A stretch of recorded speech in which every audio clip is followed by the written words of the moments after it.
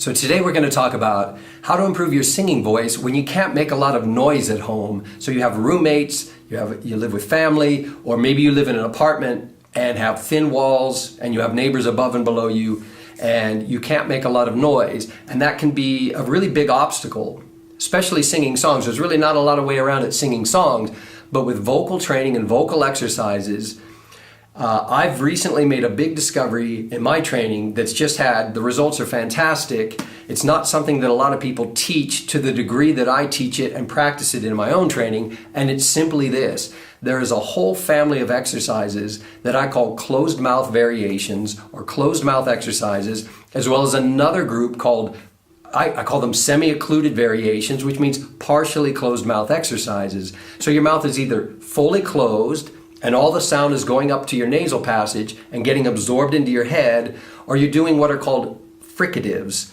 and your mouth is partially closed, so a little bit of sound is coming out your mouth, but your soft palate is raised, and so nothing's going into your head. Well, both of these families of exercises, first of all, have amazing benefits.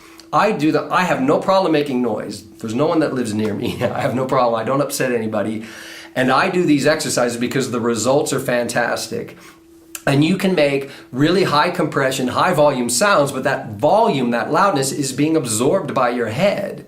So if you're afraid that, but that's going to develop a weak voice, it's not going to strengthen my voice, you couldn't be further from the truth. You can belt with your mouth closed. Okay, you can sing very loud with your mouth closed.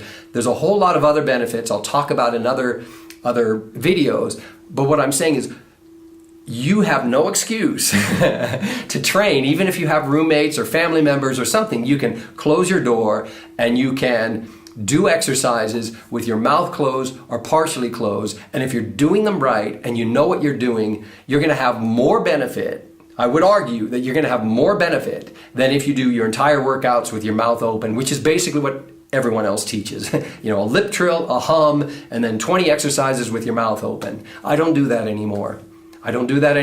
And my voice is improving faster than it's ever improved before.